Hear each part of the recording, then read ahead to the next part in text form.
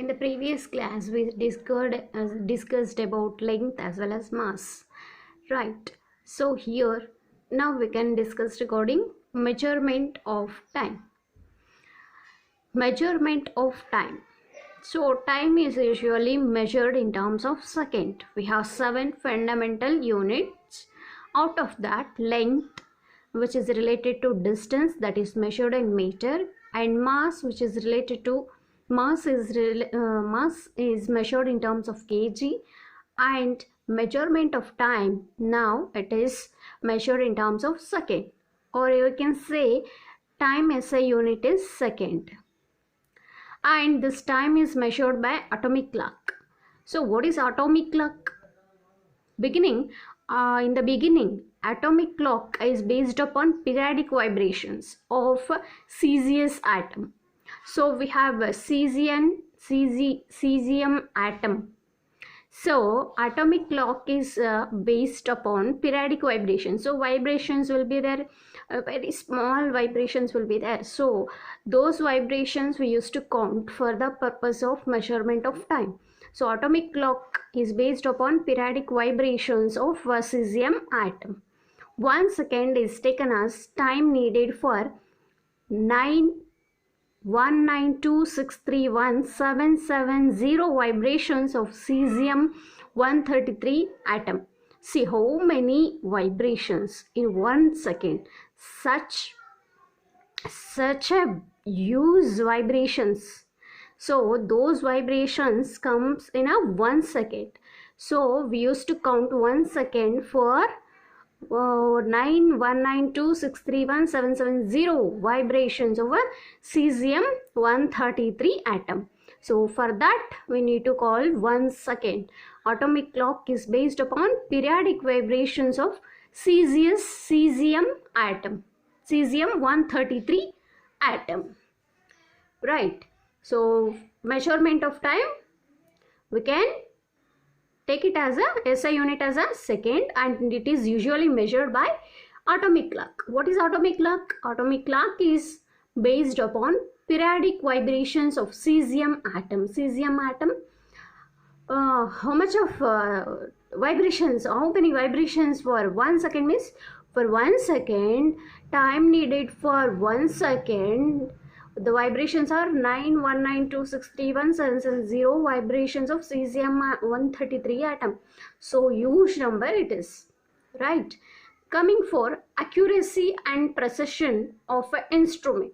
Accuracy. What do you mean by accuracy? Accuracy means correctness.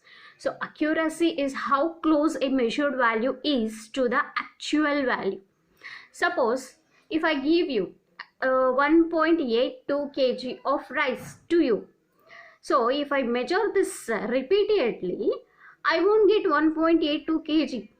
So I may get 1.81 kg for the first measurement. I may get 1.82 kg for the second time measurement. If I measure the same substance, again I may get 1.84 kg. But I need a actual value. So here 1.81 kg, 1.82 kg and 1.84 kgs. These are measured values, but actual weight is how much? 1.82 kg. So to get measured value, how close these values to the actual value? Measured value 1.81 kg, first I measured. Second time again I measured same amount of substance, I got 1.82 kg. Third time I measured same amount of substance, I got 1.84 kg. But actually the weight is 1.82 kg. So nearly I got this, right? 1.81 kg, 1.82 kg, 1.84 kg. So measure value is very close to the actual value. So accuracy is how close a measured value is to the actual value. Actual value means real value. Right. Measure value, how close these values to the actual value. Precision is how close the measured and actual values to each other. Resolution. So like I said, actual weight is 1.82 kg, but measured value I said 1.81 kg. I said 1.82 kg and 1.84 kg. So if we compare this value, actual value and measured value, there is some little 0.01 variation or 0.02 variation. So very small amount of variation is there. So here measured value is how close these values to the actual value. Measured value is very close to the actual values. And precision is how close the measured and actual values to each other. So whatever I measure, that measured value should be nearly equal to the actual value. That we will call it as a precision. So accuracy is what? A corrected value, correct value or right value. So whatever the thing we will measure, that value should be nearly equal to the actual weight. But sometimes what happens, instrument may be improper while handling the measuring instruments, maybe we don't use properly, so you may get a little difference, 1.81 kg, 1.82 kg and 1.84 kg, like that. But actual value is 1.82, so which is nearly equal to those values we are getting. So measured value is very near to the actual value. So these two we will together we will call it as a precision. Now error. What do you mean by error? Uncertainty in measurement of physical quantity. Just now we took 1.82 kg. If you measure, you got 1.82 kg, 1.81 kg and 1.84 kg. Repeatedly 3 times you measured, but actual value is 1.82 kg. But what is this 0.01, 0.02? What is these two values are errors in the measurement. So not all measurements are uncertain. Every time whatever you are measuring, you won't get improper reading. You may get sometimes the value, if the substance is 1.82 kg, so if you measure first time, you may get 1.82 kg. If instrument is correct and you are handling the instrument a very proper way, so everything is correct, then you will get same value, correct value, actual value you will get. So not all measurements are uncertain. Sometimes measurements are certain. We can say like that. Example, number of students in a room. Exact value I can count, right?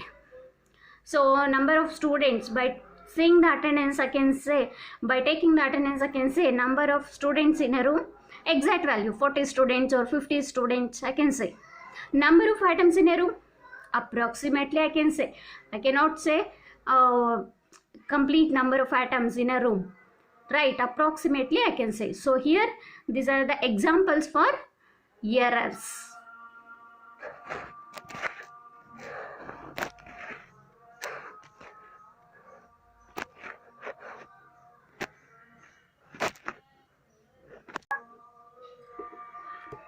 So errors, in errors we have many terms, but basically errors are classified into two types: systematic errors and random errors.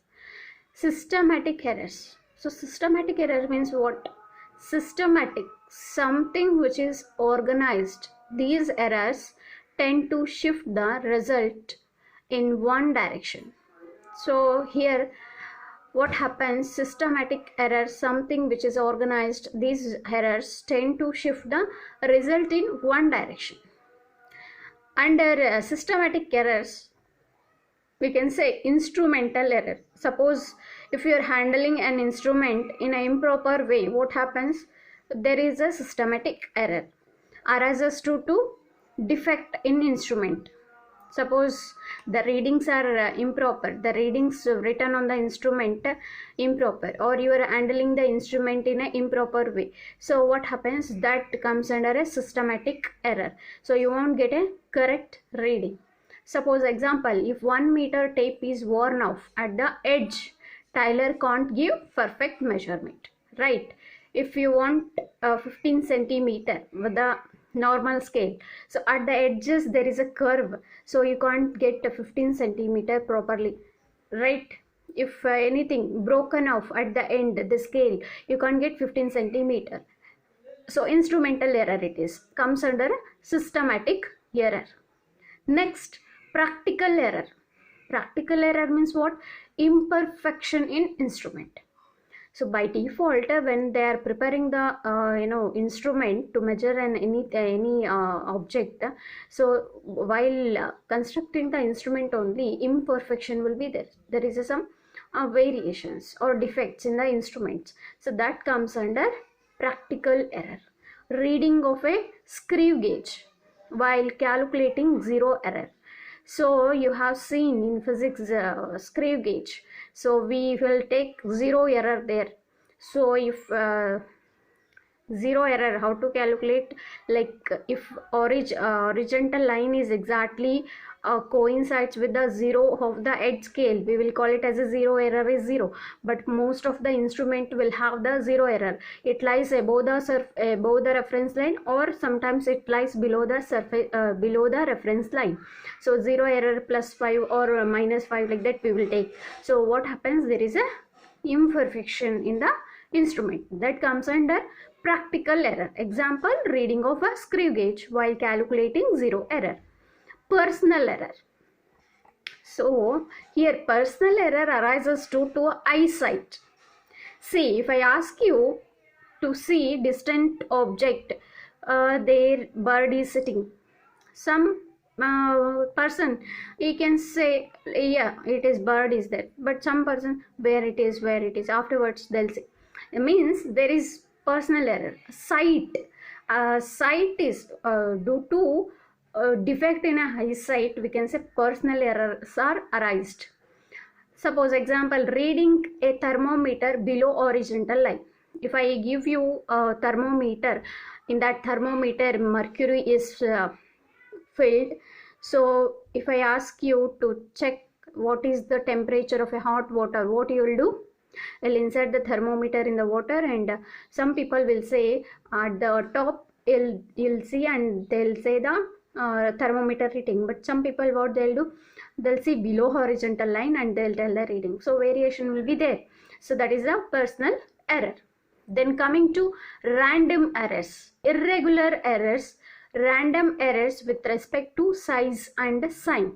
Randomly, so complete thousands of boxes are there to count. So then what happens? If you are counting continuously, what happens? There is a variation. And some variations in electricity's voltage variations, fluctuations will be there.